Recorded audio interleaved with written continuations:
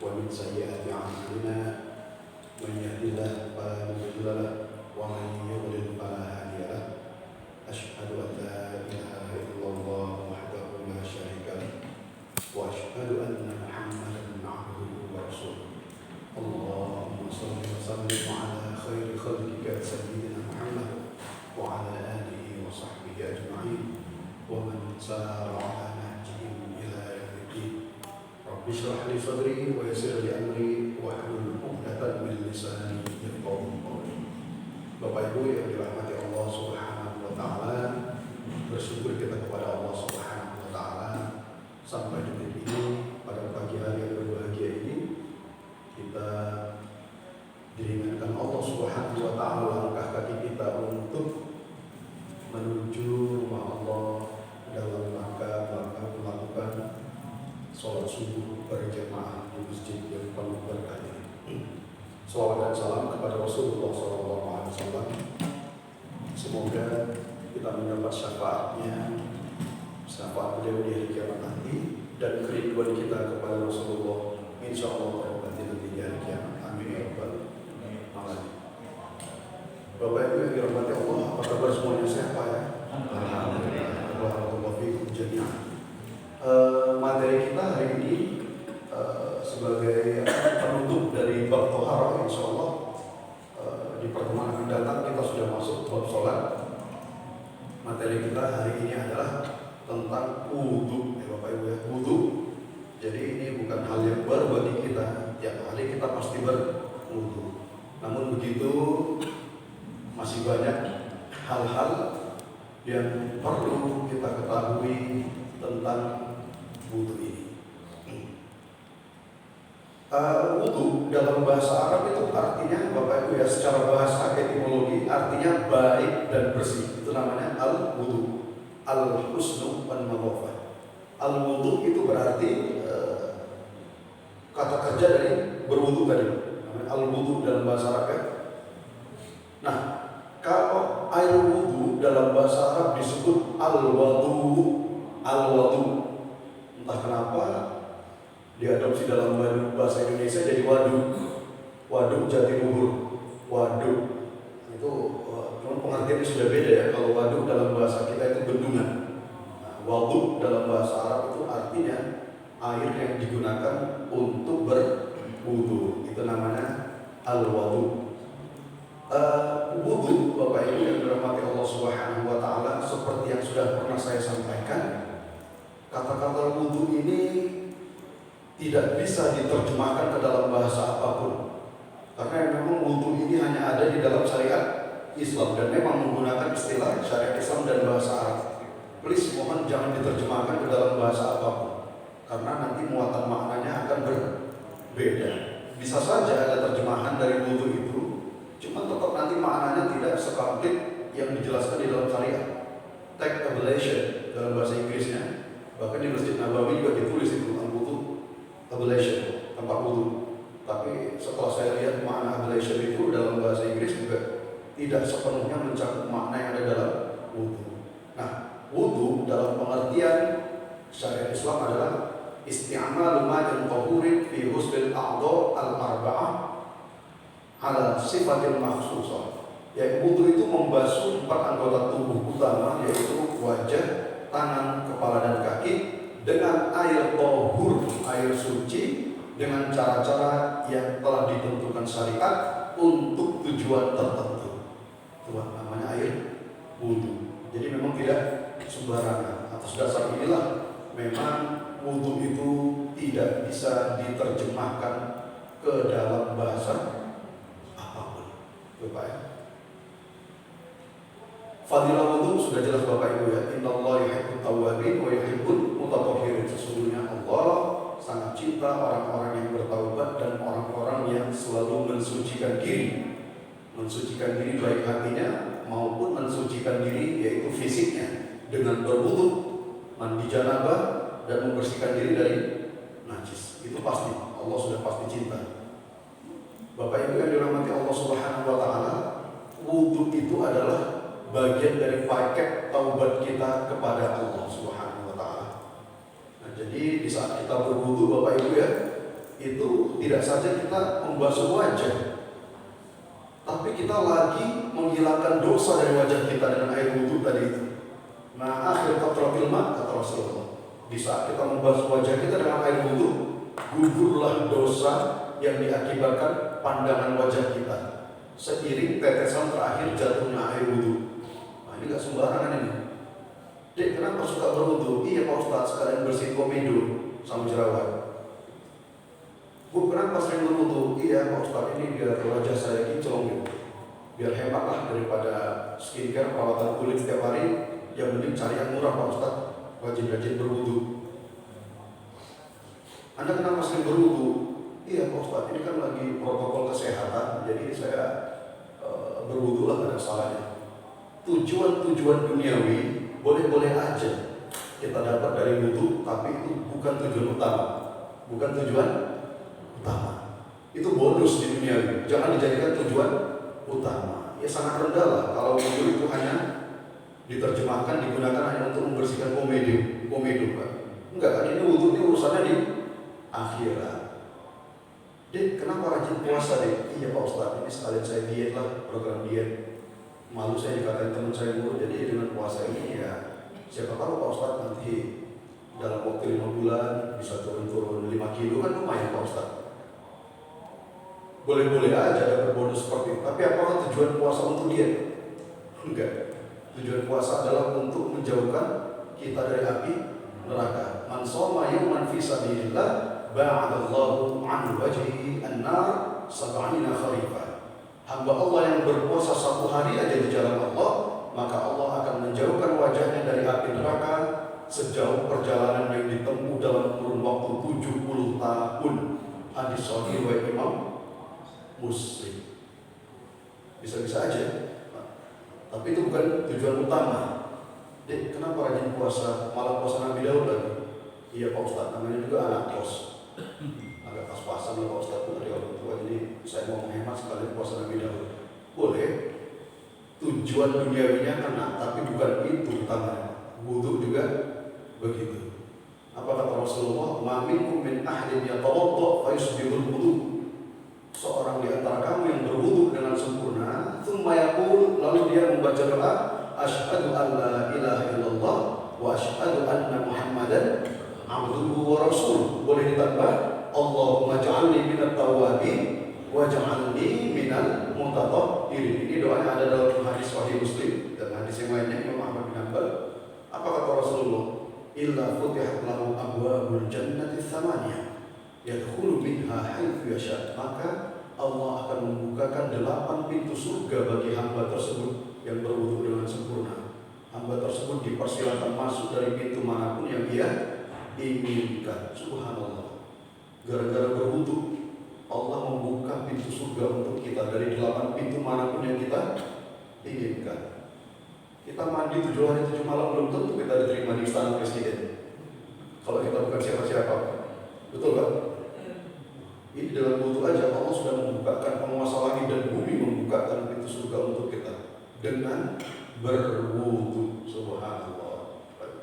Inilah fadilah wudhu. Man tawadda'a fa ahsana wudhu, kata Rasulullah. Barang siapa yang berwudhu dengan sempurna, kharajat khotoyahu min jasadi, maka dosa-dosanya akan berguguran berjatuhan dari badannya. Hatta takhruj min tahti al-fari, bahkan dosanya pun ikut keluar dari celah kuku kita. Pak Ustaz pernah melihat dosa? Ya enggak, tapi kita beriman sama yang namanya gaib sama Allah Subhanahu wa Ta'ala.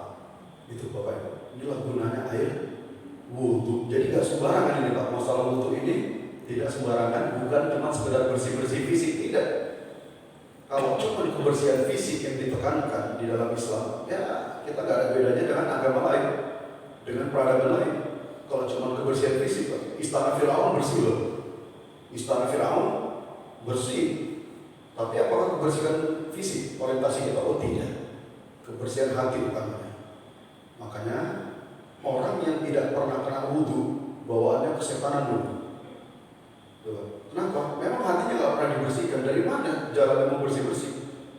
Nah kalau kita kan sehari 5 kali kena wudhu ya, apalagi kita di Jawa nih, begitu ada aja dosa yang diakibatkan pandangan mata. Yang namanya nggak sengaja Pak Ustadz. Cewek lewat depan saya, kebetulan cakep Pak Ustadz. Ya udah, kita berwudu lagi. Itulah hakikat hidup kita Pak. Berdosa, taubat lagi. Berdosa, taubat lagi. Memang ada jenis-jenis dosa yang memang sulit kita hindari. Bukan taubat maksiat. Ada beberapa jenis dosa yang memang sulit kita hindari. Wudu inilah solusinya. Hati kita bagaikan kaca Pak. Kaca ini baru bersih kembali kalau kita bersihkan. Kalau dibiarin maka kaca ini kok kotor. Jadi yang namanya taubat itu bukan proyek sekali seumur hidup. Jadi taubat itu proses yang berulang-ulang. Nah, wudu ini salah satu barometer, ya. Makanya kalau orang sudah tidak pernah kena wudu, nah itu bawaannya emosian, labil, apalagi Pak, galau, apa segala macamnya, orientasinya dunia, nggak pernah mikirin akhirat. Apa kata Rasulullah? Wailul lil aqabi minan nar. Celakalah bagi mata kaki yang tidak terkena air wudu. Nah ini hati-hati. Bagi kita yang berwudu ini tidak sempurna, main asal cepat aja. Iya Pak Ustadz, ini lagi ditunggu bos ini. Loh, bukan bos kita Allah Subhanahu Wa Taala. Kenapa buru-buru? Kakinya harus kena. Ya. Minimal itu batas mata kaki harus kena. Karena ancaman dari Rasulullah, wailun lil aqabi minan nar. Celakalah bagi mata kaki yang tidak terkena air wudu. Hadis sahih riwayat Imam Muslim. Hadis ini juga bisa kita pahami, yaitu orang-orang yang memang tidak pernah kena wudu, berarti nggak pernah sholat, kan gitu Pak ya? Yang udah berwudu aja nggak sempurna, kena ancaman, apalagi yang tidak pernah berwudu. Itulah di antara fadilah berwudu. Bapak Ibu yang dirahmati Allah Subhanahu Wa Taala, wudu itu untuk apa saja? Dalam hal apa saja kita berwudu? Diwajibkan berwudu atau disunahkan berwudu, di sini akan kita bahas. Yang pertama, al-wudu lil adzan, berwudu sebelum kita adzan bagi muadzin. Ini hukumnya sunnah, bukan wajib, Pak ya. Ini hukumnya sunnah. Yang kedua, al-wudu lis shalah, wudu untuk sholat. Tentunya ini sudah jelas wajib. Idza qumtum ila shalah faghsilu wujuhakum wa aydiyakum ilal marafiq wamsahu bi ru'usikum wa arjulakum ilal ka'bayn. Kata Allah dalam Al-Qur'an, kalau kamu mau sholat, basuhlah wajahmu, tanganmu, usaplah kepalamu, dan bersihkanlah atau cucilah kedua kakimu sampai kedua mata kaki. La yaqbalullahu sholatan biduni tahur, kata Rasulullah. Allah tidak akan pernah menerima sholat seorang hamba yang tidak berwudu. Ini udah jelas kalau untuk sholat ya Bapak Ibu ya. Apa hukumnya Pak Ustadz? Setiap kali sholat berwudu boleh, ini disunahkan. Dalam kondisi tertentu Pak Ustadz, kalau misalnya satu wudu itu dua sholat boleh juga.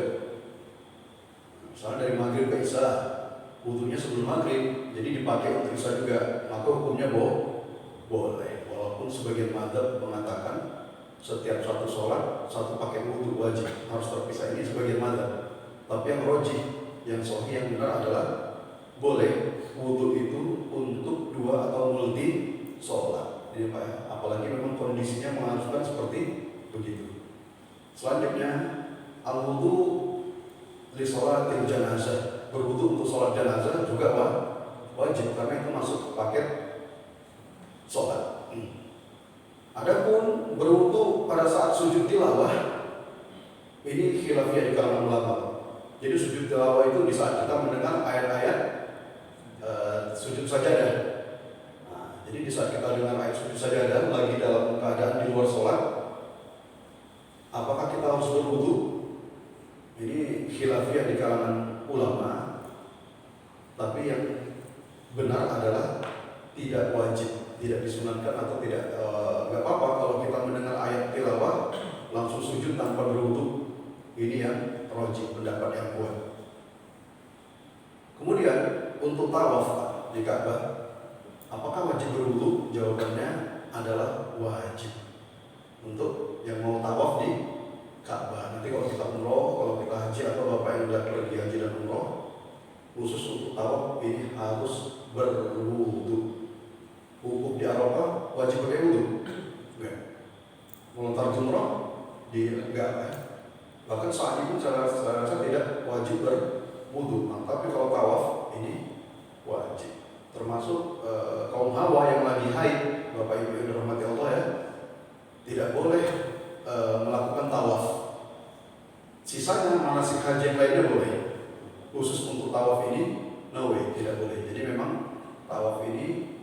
wajib berwudu. Kemudian al-wudu'u li qiraatil Qur'an, berwudu sebelum membaca Al-Qur'an. Ya, ini sudah kita bahas, memang terjadi khilafiyah di kalangan ulama, tapi mayoritas ulama berpendapat kalau bisa berwudu sebelum membaca Al-Qur'an. Kalau bisa, tapi kalau memang keadaan tidak memungkinkan, ya memang sebagai ulama berpendapat tidak wajib berwudu. Sama satu paket di saat kita memegang Al-Quran. Ini iPad kalau seandainya Al-Quran yang dibuka, maka fungsinya adalah Al-Quran. Tetap berlaku hukum mushaf. Iya Pak Ustaz, saya nggak pegang mushaf kok Pak Ustaz, saya cuma pegang handphone. Iya Pak, tapi handphonenya di saat dibuka aplikasi Al-Quran, maka status handphonenya temporary pada saat itu, maka statusnya adalah Al-Quran. Kalau memang kita berpegang teguh pada mazhab mayoritas ulama untuk berwudu dulu, maka kita disunahkan untuk berwudu. Selanjutnya, Bapak Ibu yang dirahmati Allah Subhanahu wa taala, apakah anak kecil harus wajib berwudu memegang mushaf? Jawabannya sahih dan rajih adalah tidak wajib, karena anak-anak kecil itu kan dalam proses pendidikan Al-Quran. Jadi kalau memang dipaksakan berwudu, ini repot. Apalagi memang anak kecil yang belum balik, belum wajib untuk bertohar. Selanjutnya, al-wudu'u 'indan naum, wudu sebelum tidur. Nah, ini hukumnya sunnah, bukan wajib ya. Ini dalam hadis Rasulullah SAW riwayat Imam Bukhari, "Idza ataita madja'aka fatawadda' wudu'aka lis-shalah." Kalau kamu mau tidur, sebelum ke tempat tidur, maka sebaiknya berwudu dahulu. Hadis sahih riwayat Imam Bukhari dan Muslim, dan hadis ini digunakan di mazhab mayoritas ulama bermadzhab Hanafi, Maliki, Syafi'i dan Hambali. 4 mazhab lengkap menyatakan sunat kita berwudu sebelum tidur. Apa hikmahnya itu Pak Ustaz? Ya banyak Pak, wallahu a'lam banyak. Ya namanya kita tidur Pak, kita nggak tahu apa yang terjadi, betul Pak? Udah di luar kontrol kita, istilahnya kita pikiran kita udah shutdown, sisanya Allah yang mengontrol. Dengan berwudu, siapa tahu kita dijaga Allah dari mimpi buruk, betul Pak? Dengan berwudu, siapa tahu Allah menjaga kita dari serangan stroke. Maaf, stroke kan menyerang pada saat tidur sebagainya. Pak, dengan berwudu, siapa tahu Allah menjaga kita.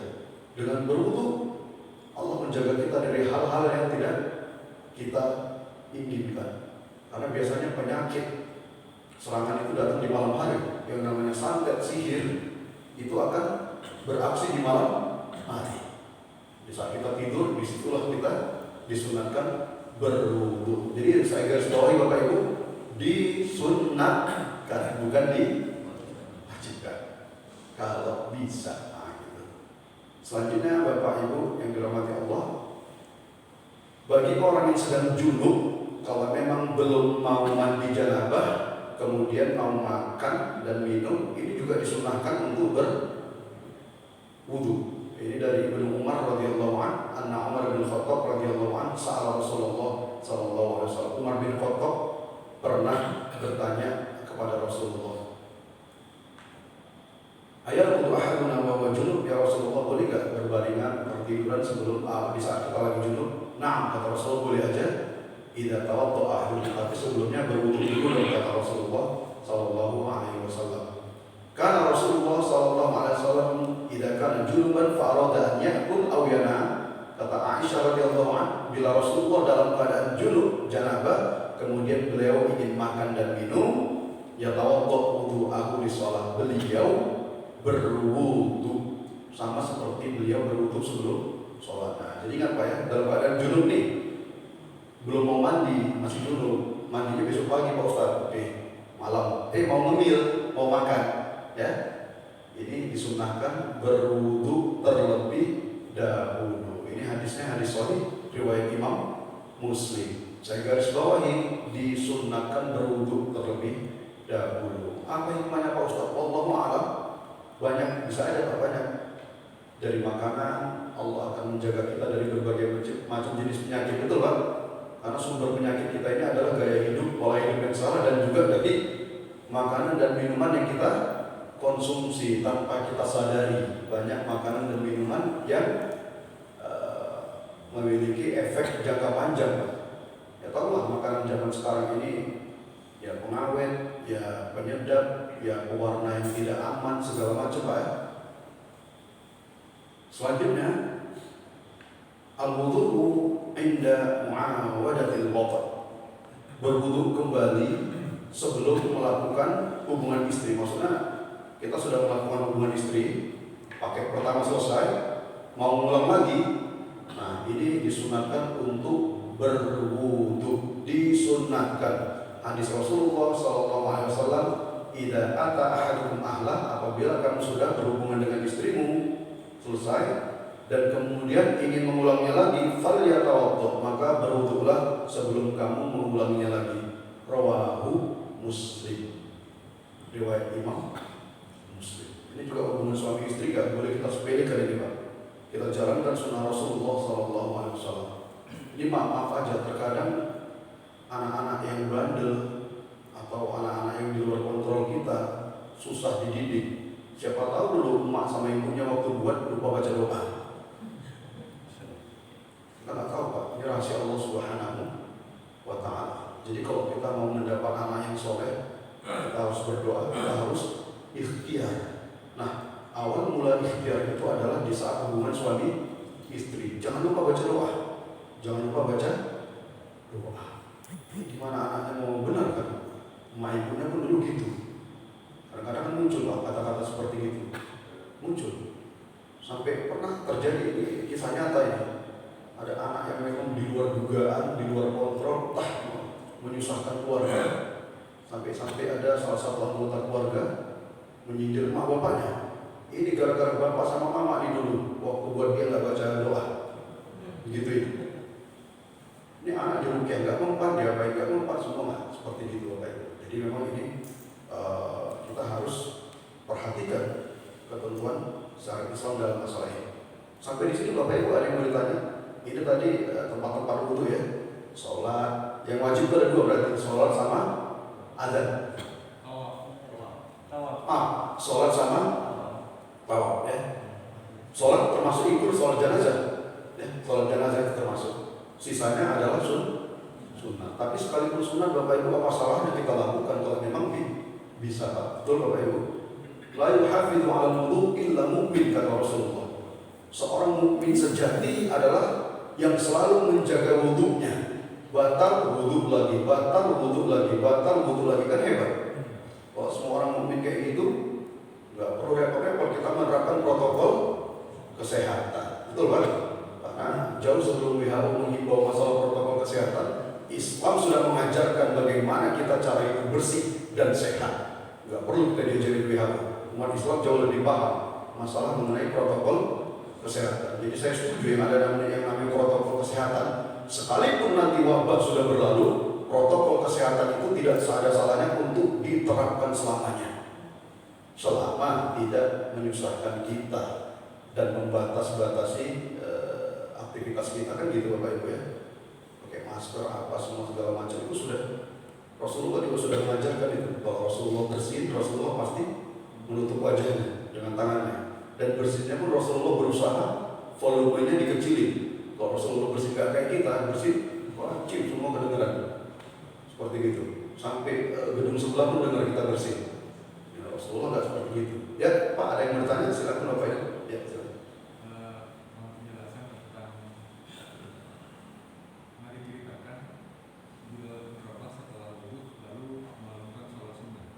Gimana Pak? Bila menerobah setelah wudu melakukan sholat sunnah. Lalu dikatakan Rasulullah, suara teropahnya terdengar di surga. Penjelasan hadis ini. Ini hadis sahih Bapak Ibu ya. Bahwasanya bila menerobah yang berwudu sebelum dia sholat sunnah itu wajar memang begitu. Entah kenapa bila menerobah memang ini kuasa Allah Subhanahu wa Ta'ala. Allah bisa saja berhak memilih hamba-hambanya yang orang-orang tertentu untuk diberitakan masuk surga walaupun orangnya masih hidup di dunia. Dan yang berhak memberitakan itu adalah para nabi dan utamanya Rasulullah SAW. Ini hadis sahih. Sami'tu na'alai Bilal fil jannah, kata Rasul, aku mendengarkan suara sendal Bilal di surga. Orang masih hidup di dunia. Nah, diberitakan Rasulullah beliau masuk surga. Ini hadis sahih. Gak cuma bilang Abu Bakar, Umar bin Khattab, Utsman bin Affan, Ali bin Abi Thalib, Aisyah radhiyallahu anha, terus Hasan, Husain, semuanya itu ada beberapa nama sahabat yang memang disebut oleh Rasulullah, diberitakan mereka masuk surga. Enak ya Pak Ustaz? Oh, enak. Tapi jangan lihat enak, lihat cobaan hidupnya dong Pak. Lihat cobaan hidup mereka. Ya, saya rasa sih wajar kan diberitakan masuk, karena memang cobaan hidup mereka ini la haula wala quwwata illa billah, Pak. Dari mulai Abu Bakar, Umar, Utsman, gak gampang cobaan hidupnya. Umar bin Khattab, Utsman bin Affan, Ali bin Abi Thalib, ini matinya dibunuh semua. Jadi sebagian sahabat Rasulullah itu matinya dibunuh. Ini cobaan hidup kan. Bilal bin Rabah itu ditimpa pakai batu gede sama Abu Jahal ya. Nah, gara-gara dia masuk Islam seperti itu, Umayyah bin Khalaf, dan beliau juga berkulit hitam. Mau Pak berkulit hitam? Nah, cobaannya banyak, jadi seimbang dengan cobaan. Tapi ini dikaitkan dengan untuk tadi. Jadi disebutkan itu pernah ada, saya pernah dengar cerita juga bahwa Bilal bin Rabah itu sampai terdengar suara terompahnya di surga itu karena berwudu tadi. Salah satunya iya. Jadi karena setelah wudu dia sholat. Yeah. Jadi sholat makanya muncul sunnah sholat sunnah wudu. Sholat sunnah wudu itu sekedar penamaan Pak dari kalangan ulama. Jadi Rasulullah tidak menyebutkan itu namanya sholat sunnah wudu. Sebagai ulama menyebutnya sholat sunnah mutlak. Nah, ini boleh-boleh aja. Penamaannya adalah sebagai ulama menyebutnya sholat wudu. Setiap kali kita berwudu mau sholat monggo, bagus. Ini sunnah Rasulullah SAW. Kalau memang ada waktu, daripada update status sudah jelas di WA, ngegosip apa segala macam, yang penting kita sholat 2 rakaat. Di saat lagi nganggur, nggak ada kerjaan di kantor, ya udah deh sholat 2 rakaat. Nah, masalah nama sholatnya bisa namanya sholat taubat, bisa sholat wudu, bisa sholat sunat mutlak, macam-macam. Bisa sholat sunat hajat. Jadi memang ada beberapa jenis sholat sunat itu yang penamaannya itu bersumber dari ulama kita. Yang jelas itu boleh selama sholat itu dilakukan tidak pada waktu yang dilarang Bapak Ibu ya. Kita bebas melakukan sholat sunat kapanpun kecuali di 3 waktu. Yang pertama di saat matahari sedang terbit, yang kedua di saat matahari di atas kepala kita menurut sebagian mazhab, yang ketiga di saat matahari sedang tenggelam. Ditambah lagi setelah sholat subuh dan setelah sholat asar. Ini tidak ada sholat sunat kecuali sholat sunat tertentu tadi ya. Misalnya sholat jenazah, tahiyatul masjid, ini mungkin. Jadi itu Pak, seperti yang saya bilang tadi itu, makanya sebagian ulama berpendapat setiap sholat itu disunahkan kalau bisa berwudu, kalau memang memungkinkan. Jadi pada masa Rasulullah SAW yang namanya dapat air itu bukan hal yang mudah. Nah, jadi memang wajar satu wudu untuk 2 sholat. Atau karena kondisi cuaca, ini Pak Ustaz kami dingin banget nih, saya nggak kuat sama air dingin ini. Ya sudah, berarti wudunya satu wudu untuk 2 sholat, boleh seperti itu. Ada lagi Bapak Ibu? Nah, silakan. Assalamualaikum warahmatullahi wabarakatuh. Assalamualaikum. Ini ada kasus seorang kholi membaca Al-Quran dalam perayaan hari besar Islam seperti Islam Mi'raj. Terus sebelum dia dipanggil untuk membaca Al-Quran di depan Bapak, tiba-tiba begitu dipanggil mau diri batal wudunya. Apakah dia melanjutkan baca Al-Quran atau mengambil wudu? Lagi baca Quran ya? Belum membaca. Begitu dipanggil, ini kan perayaan hari besar Islam nih, semua orang pada hadir. Bila dia dipanggil Ustaz, begitu dia mau berdiri, batal wudunya. Apa dia akan baca Al-Quran atau mengambil wudu terlebih dahulu? Kalau kita berpegang pada mazhab wajib wudu, maka silakan berwudu. Jadi orang semua baru menunggu Ustaz. Apa boleh buat? Menunggu. Apa boleh buat menunggu? Imam Masjid Nabawi pernah kejadian sekali itu. Saya lupa Imam Syekh Hudayfi atau masalah Imam Masjid Nabawi. Ini jamaah udah siap-siap mau sholat ini. Udah mau takbiratul ihram. Apa kata beliau? Intadhiru, tunggu. Beliau berwudu. Ya udah jangan nunggu. Setelah berwudu baru Allahu Akbar. Biasa. Rasulullah juga pernah begitu. Rasulullah juga pernah begitu. Sholat ya. Tapi kalau baca Quran tadi berhubung ada khilafiyah di kalangan ulama berwudu untuk baca Quran.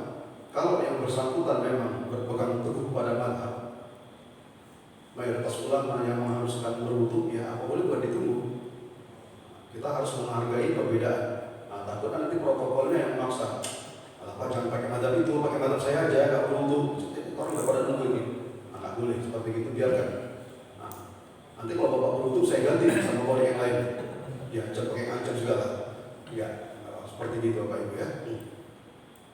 Syarat-syarat wajib wudu bapak ibu ya. Ini sudah kita ketahui orang-orang yang diwajibkan berwudu, yaitu syaratnya tentu satu berakal. Orang waras. Nah, orang gila nggak wajib wudu. Dan saya yakin Pak, orang gila masih ada fitrahnya, nggak akan menyerang ulama setahu saya. Orang gila normal setahu saya nggak akan menyerang ulama. Tapi entah kenapa belakangan ini kok dibilang gila gangguan jiwa segala macam. Kalau orang gila yang standar biasanya nggak mau menyerang ulama karena fitrahnya sudah dibekali Allah. Yang kedua balik bapak ibu ya. Yang ketiga Islam. Yang keempat inqita'ul haid dan nifas bagi ibu-ibu. Kalau sudah haid dan nifasnya berhenti dan mau sholat wajib berwudu. Selanjutnya wujudul ma' at-tahur ketersediaan air wudu. Maksudnya apa Pak Ustaz? Kalau nggak ada air berarti tayamum. Al-qudrah ala isti'malil ma', bisa menggunakan air. Maksudnya apa Pak Ustaz? Kalau kondisi kita nggak memungkinkan menggunakan air, maka tidak wajib berwudu, tayamum. Bapak nggak boleh kena air kata dokter, ya sudah. Atau karena iklim yang ekstrim.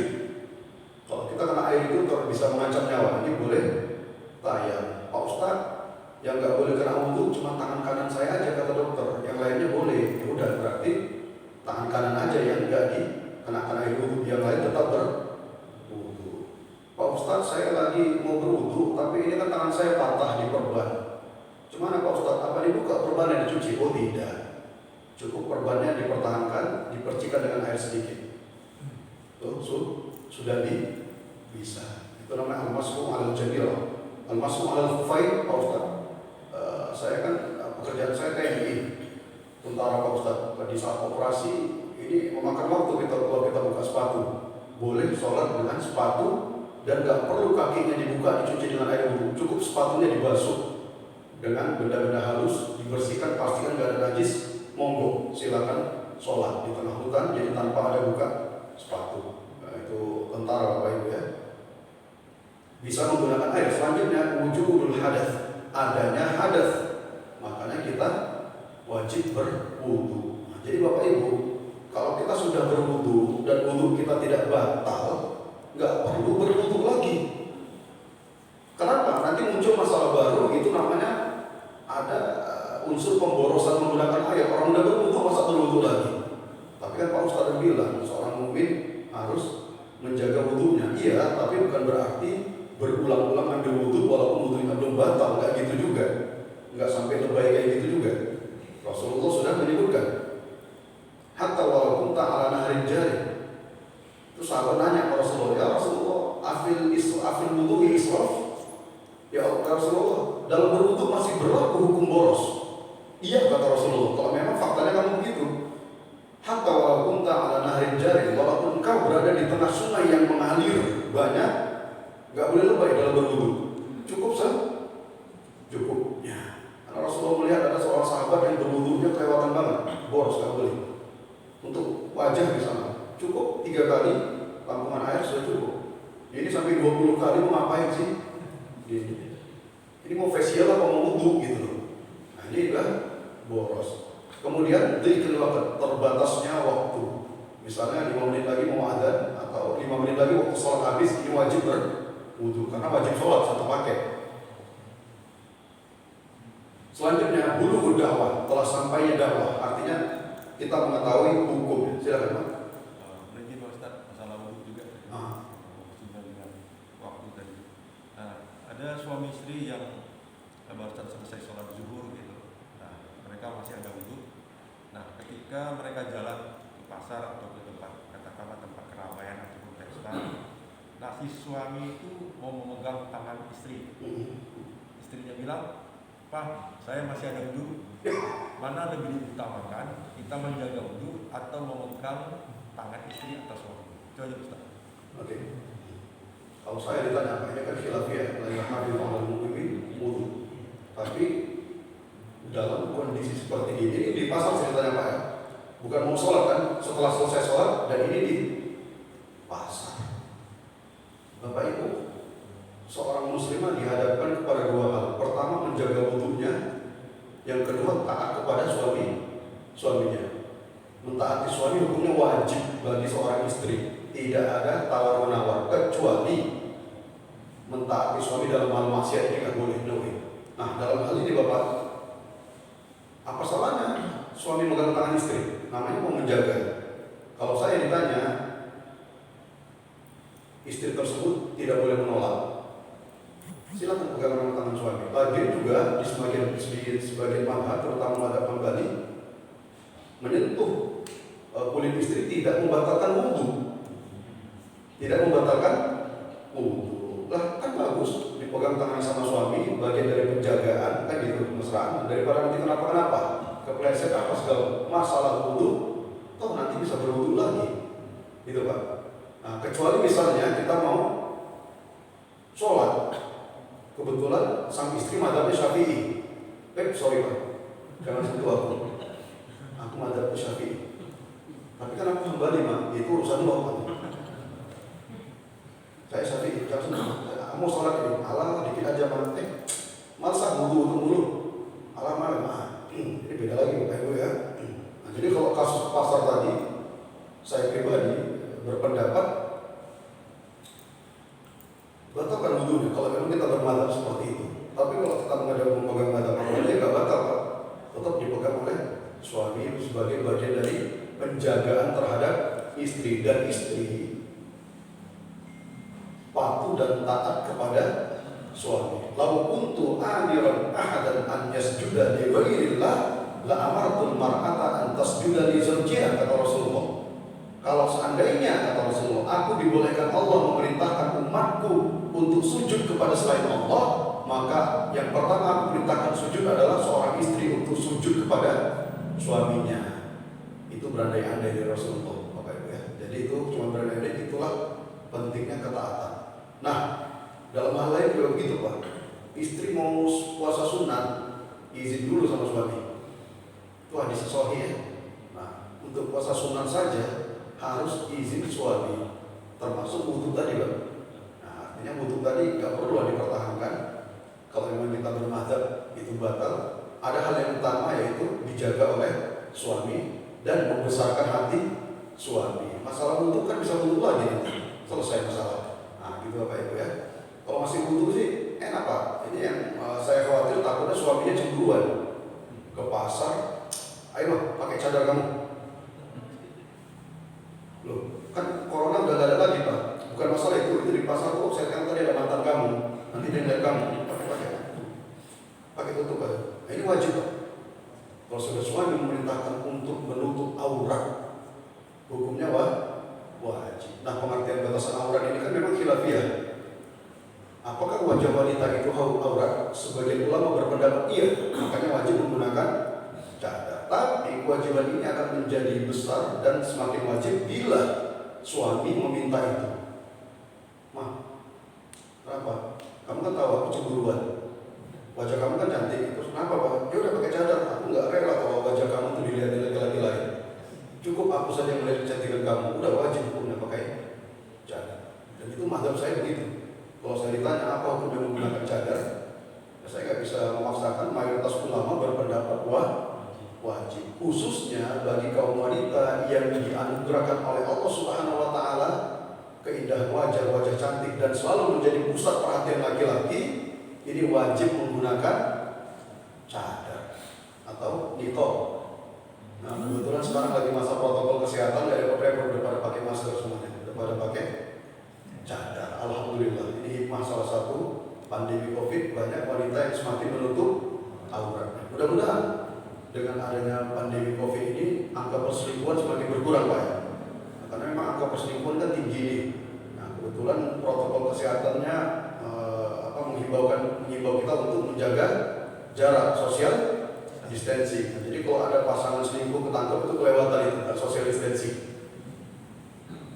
Ya kalau kita sudah jelas tanpa ada wabah memang kita harus social distancing dengan yang bukan mahram kita. Ya silakan. Bisa kita perjalanan naik pesawat bisa kayak mau ngajak itu malah izin caranya Untuk berwudu apa ya? Bapak Ibu yang dirahmati Allah Subhanahu wa taala, sebelumnya saya sebutkan bahwasannya tayamum ini hanya berlaku bila betul-betul tidak ada air. Itu satu. Yang kedua, tidak bisa menggunakan air karena kondisi fisik. Maaf, di pesawat masih ada air, Pak. Di pesawat masih ada air. Anggaplah Pak Ustadz di pesawat kehabisan air, katakan begitu. Wah, tiba-tiba pesawat kehabisan air. Diumumkan sama pramugarinya, diberitahukan kepada seluruh penumpang bahwasannya pesawat kehabisan air, misalnya. Maka bagi yang mau berwudu dipersilakan tayamum misalnya. Tapi alhamdulillah saya belum pernah mendengar itu. Oke. Nah kalau tayamum silakan Bapak menggunakan benda-benda yang mudah terjangkau di depan kita. Pastikan itu suci, tidak ada unsur najis apa segala macam. Silakan berwudu di depan. Nah, langsung gini Pak. Seperti gini. Oke, baru di tempat lain seperti ini. Sudah cukup. Kalau memang kejadiannya seperti perjalanan dikerjakan mesti mungkin airnya kelapis nanti 400 orang nggak gas memang. Ya, kalau ini cerita kalau habis ya, kan cerita kalau. Nah, kalau saya sih yang saya bayangkan bukan begitu Pak. Di bis kadang-kadang perjalanan panjang jauh, Pak supir berhenti dong, saya mau sholat nih. Wah nggak bisa Pak, ini daerah rawan kriminal. Kita harus teruskan perjalanan kata supir. Kalau nggak nanti saya beresiko itu. Ya tapi kan nanti kalau diteruskan perjalanan waktu subuh habis, baru Pak gimana lagi? Nah, di sini kita berwudu. Itu lebih kena di bis itu. Ada jalan kita berwudu. Itu pun kalau nggak ada air Pak. Kalau nggak ada air, masih ada air aqua, air mineral. Batal wajib tayamum, tetap harus berwudu menggunakan air aqua. Tapi nanti becek bisa pakai tisu basah, begini terserah. Yang penting ini kena air. Masih ada aqua, gugur kewajiban ataupun tayamum, gitu Pak. Seperti itu. Silakan. Ya. Assalamualaikum warahmatullahi wabarakatuh. Waalaikumsalam. Nah di dalam berwudu kita juga memperhatikan namanya tempat lokasi. Nah jadi kalau misalnya kita berwudu itu di dalam kamar mandi lah dibilang. Di mana? Kamar mandi.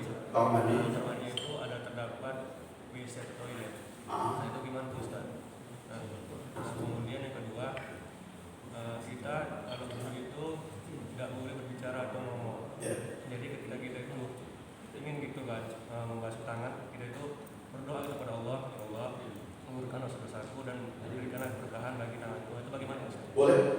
Nah, jadi yang pertama saya jawab, langsung kita ke materinya. Makruhatul wudu, hal-hal yang makruh dalam berwudu. Salah satunya nanti kita sebut apa yang antum sudah sebut tadi. Yang pertama al-israf, boros dalam memakai air. Ini nggak boleh Pak ya.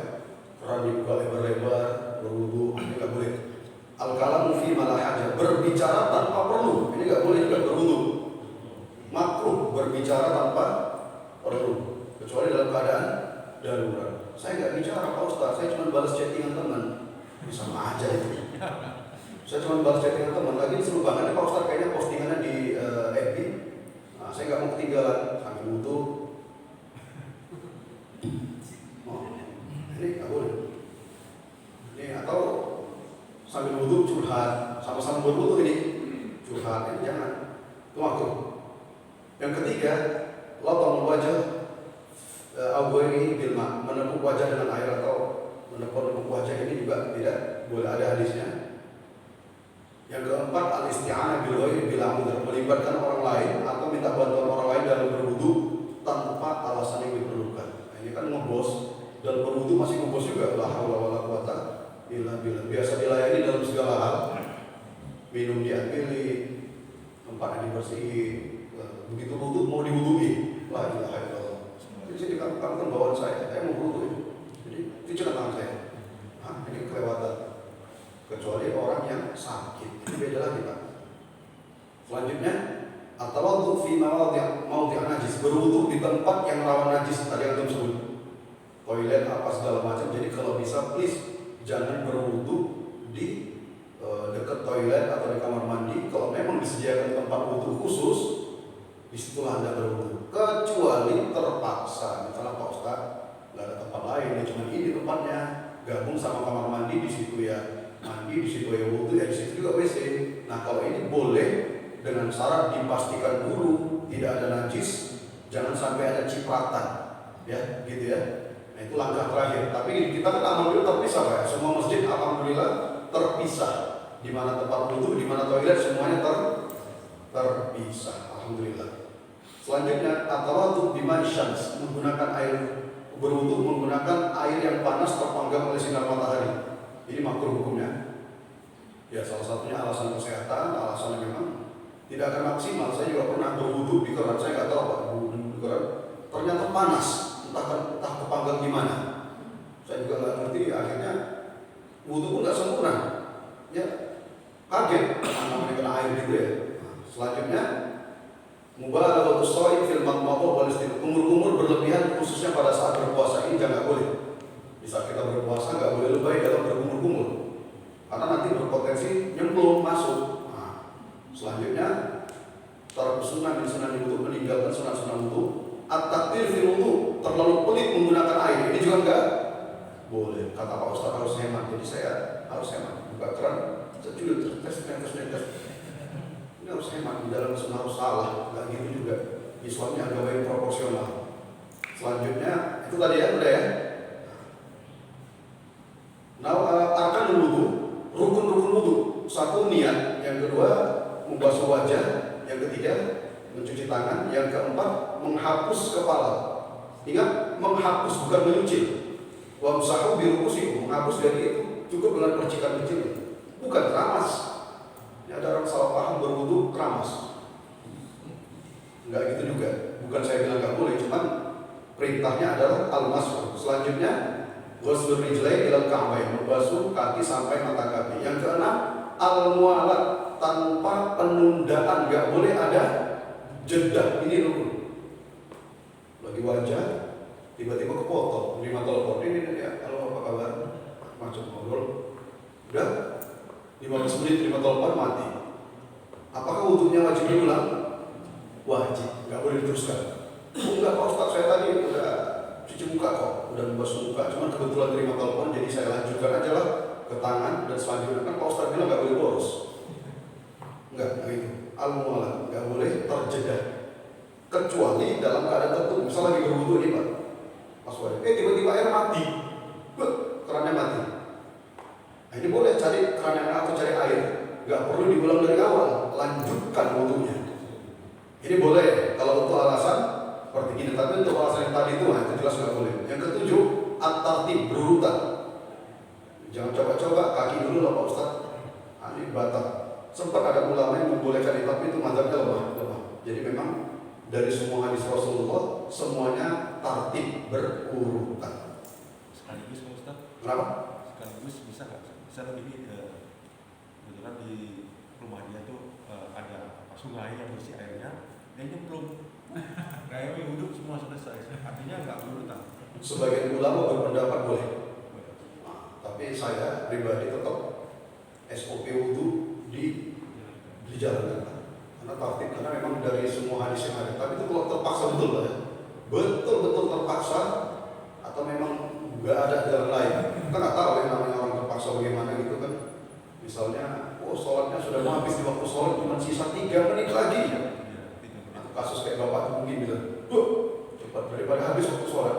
Nah, tapi kan kasus seperti itu insya Allah kecil.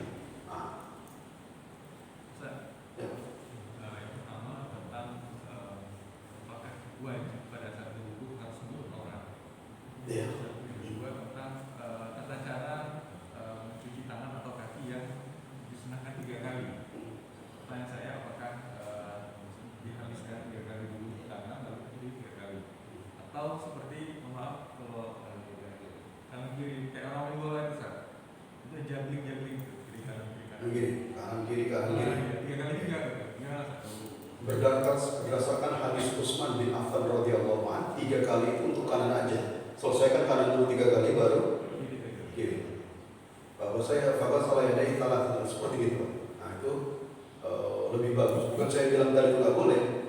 Cuman berdasarkan hadis Utsman bin Affan sangat disunahkan kita selesaikan kanan yang dulu, baru setelah itu kiri. Wallahu a'lam. Tapi saya tidak berkesimpulan itu batal atau enggak sah, enggak. Cuman enggak kena sunnahnya. Nah, seperti itu Bapak Ibu.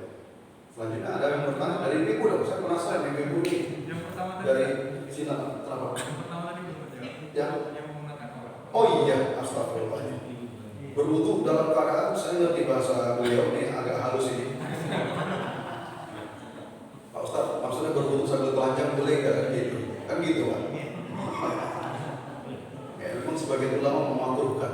Nah, cuman dalil yang sahih yang memvonis langsung batal tidak ada juga. Nah, cuman dia nggak ada salahnya lah kita berwudu sambil menutup aurat sebagai penghormatan kita terhadap wudu. Tapi kalau dibilang pasti batal, nggak ada dalilnya, nggak ada dalilnya. Kan namanya kita mau bersih sambil baca doa apa segala macam gitu kan. Nah, jadi kalau bisa menutup minimal handuk, minimal dengan handuk minimal seperti ini. Ada lagi? Apa? Assalamualaikum warahmatullahi wabarakatuh. Oke.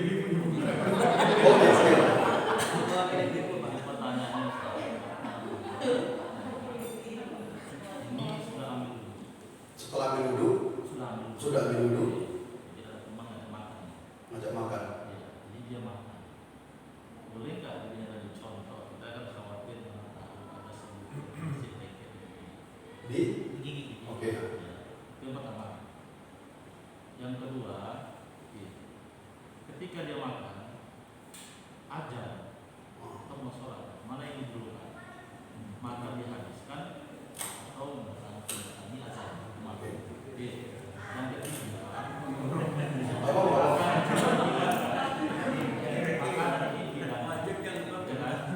apakah sunnah kita duduk menunggu makanan atau makanan menunggu kita?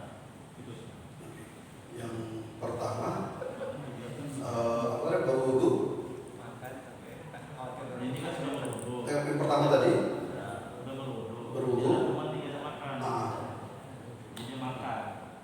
Nah, kita khawatir apa? Nasi dan atau penunda. Pak Ibu yang dirahmati Allah Subhanahu wa taala, setelah berwudu ingin makan karena diajak oleh teman. Pertanyaan saya, waktu sholatnya kapan? Kan sudah berwudu nih. Misalnya dimaksud dalam kondisi contoh dia mau sholat nih. Oh, oke. Ini bukan dalam mau sholat. Berwudu netral itu aja. Oh, oke. Ya. Nah, berwudu Bapak Ibu ya. Sekarang pertanyaan, apakah makan membatalkan wudu? Nah, memang dalam sebagian ulama berpendapat yang nasib hukum yang terakhir itu adalah tidak membatalkan wudu. Itu yang sahih. Khilafiyah kalangan ulama kecuali daging unta. Tawaddu min luhumil ibil wa la tatawaddu min luhumil ghanam kata Rasulullah. Kalau kamu makan daging unta berwudu, kalau enggak ya apa-apa.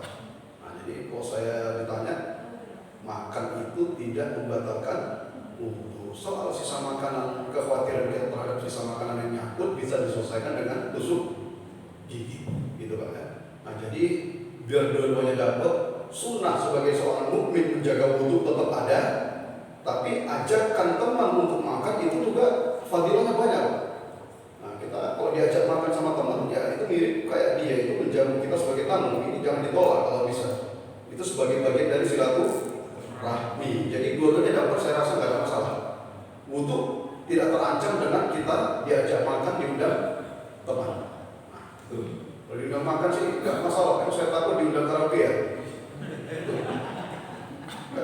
Udah karaoke aja. Itu yang pertama. Yang kedua tadi, kalau sudah berwudu, Ketika dia makan dulu lagi makan. masuk waktu sholat. Waktu sholat, oke. Mana yang didulukan? Habiskan makanannya atau tinggalkan makanannya? Kalau dalam hadis sahih jelas ya riwayat Imam Bukhari Muslim, kalau pas lagi makan diteruskan sampai selesai, ya. Karena Rasulullah bersabda dalam hadis sahihnya, la sholata bi hadratil ta'am wa la huwa yudafi'u akhbatha. Tidak akan sempurna sholat seorang hamba yang maksain sholat di tengah lagi makan, atau mau sholat hidangan sudah di depan mata. Ya. Ini lagi sholat, Allah Akbar. Mikir, enak juga tuh kali kambingnya. Jadi konsentrasi. Jadi sholat kita terganggu hanya gara-gara urusan sepele makanan. Disunahkan kita selesaikan dulu makanan. Idza kunti ta'am, idza hana waqtu shalah wa kunti ta'am, fabda'u bi ta'am kata Rasulullah. Mulailah makan dulu. Nah, cuman jangan disengaja. Ustaz bentar lagi komat. Biar komat itulah kita siapkan makanan. Tapi kalau ini jangan juga. Itu bawaannya mau komat aja tuh Pak Ustaz. Jadi maksud saya sengaja saya beli mie Aceh biar dia komat dan itu enggak. Ini enggak gitu juga. Ya. Selanjutnya yang ketiga apa tadi? Iya, di makanan sudah dihidangkan. Oh, udah ya. Setelah kita menunggu makanan, saya lihat di situ makan dihidangkan. Iya. Ini saya Pak. Ini udah. Insyaallah. Ini kajian terakhir ini udah selesai. Saya Pak. Udah waktunya selesai. Dia betul. Sholat aja ditunda karena ada makanan. Artinya pengajian pun harus diselesaikan kalau makanan sudah dihidangkan.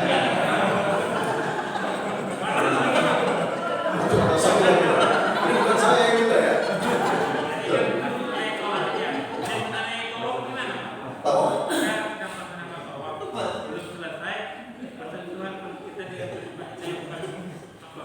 Silakan berwudu dan lanjutkan tawafnya.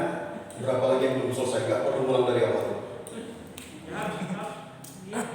Gak apa-apa. Misalnya lagi tawaf baru dapat 3 kali tuh, wudunya batal. Wudu lagi. Teruskan tawaf yang keempat, kelima, keenam, dan ketujuh. Karena pernah pengalaman ke saya Pak, beberapa kali batal gitu. Karena di situasi yang gitu kan. Betul. Nanti kalau kita pakai madzhab kayak gitu, kapan selesainya tawafnya? Batal. Wudu lagi. Batal lagi. Nanti kapan selesainya Pak?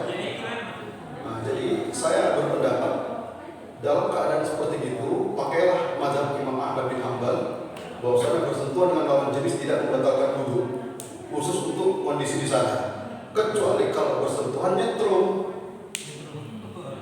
menimbulkan syahwat. Kok bisa Pak? Iya, itu cewek cakep banget Pak Ustaz dari Turki. Ini batal. Doi. Nah itu doi. Jadi saran saya, gunakanlah mazhab Imam Ahmad bin Hanbal di sana. Kalau terpaksa batal, ya silakan berwudu dan diteruskan sisa tawafnya, tidak perlu mengulang dari awal. Begitu Pak ya. Mungkin itu saja. Makanan sudah dihidangkan. Ya, satu lagi. Silakan. Nah, tadi Ustaz ada menyinggung mengenai nggak boleh berbicara ketika wudu. Nah, jadi ketika Kenapa? Berbicara. tidak boleh berbicara ketika wudu. Nah, jadi kita ini nggak berbicara sama orang itu, Pak. Tapi kita ini memohon agar tangan kita ataupun muka kita, kepala kita itu lebih berkahan gitu, berdoa gitu. Oh, Nah, berdoa boleh. ketika wudu, misalnya ya Allah berikan keberkahan bagi tanganku gitu kan, segala macam. Terus mulut juga, hidung, muka dan lain sebagainya. Nah itu bagaimana tuh Ustaz? Itu boleh. Itu kan doa, bukan berbicara. Tapi Itu doa. teksnya kita ini ngomong gitu. Terucap. Nah, terucap. Boleh. Nah, cuman memang kalau bisa berbahasa Arab, ada doanya itu disebutkan dalam hadis. Nah, tapi boleh-boleh saja. Asal jangan kebablasan. Takutnya kita berwudu sambil berdoa. Maksudnya doa, teman sebelah melihat, oh bagaimana sih wudunya berisik. Takutnya begitu. Nah, jadi boleh-boleh saja. Tapi saran saya itu dalam hati dilakukan. Dalam hati. Takutnya nanti kita gitu ada yang rekam, ada yang upload. Ada yang upload ini teman baik banget dan berwudu. Padahal maksud kita baik gitu ya. Nah, jadi itu tidak termasuk berbicara. Ya. Mungkin itu saja yang dapat saya sampaikan. Bapak Ibu yang dirahmati Allah Subhanahu wa taala. Mudah-mudahan kajian kita bermanfaat. Selesai sudah bab thaharah. Pertemuan yang akan datang kita mulai masuk bab sholat. Selanjutnya setelah selesai bab sholat masuk bab zakat, bab puasa. Nah itu Bapak Ibu ya. Nah kalau untuk masuk bab haji saya berharap kita haji dulu baru masuk belajar membahas. Seperti gitu ya. Ada ya. Billahi taufiq wal hidayah. Saya mohon maaf atas segala kekurangan. Wallahu a'lam. Wallahu muwaffiq ila aqwamit thoriq. Wassalamualaikum warahmatullahi wabarakatuh. Langsung doa. Bismillahirrahmanirrahim. Alhamdulillahirabbil alamin. Hamdan yuwafi ni'amahu wa yukafi mazidah. Ya Rabbana ربنا لك الحمد كما ينبغي لجلال وجهك الكريم عظيم سلطانك ربنا ظلمنا أنفسنا وإن لم تغفر لنا وترحمنا لنكونن من الخاسرين ربنا اغفر لنا ولوالدينا وارحمهما كما ربيانا صغيرا اللهم اختمنا بحسن الخاتمة ولا تختمنا بسوء الخاتمة اللهم انفعنا بما علمتنا وعلمنا ما ينفعنا وارزقنا علوما تنفعنا في الدين والدنيا والآخرة اللهم علمنا كتابك وسنة رسولك يا أرحم الراحمين اللهم فقهنا في الدين واهدنا إلى صراطك المستقيم ربنا آتنا في الدنيا حسنة وفي الآخرة حسنة وقنا عذاب النار سبحان ربك رب العزة عما يصفون وسلام على المرسلين والحمد لله رب العالمين.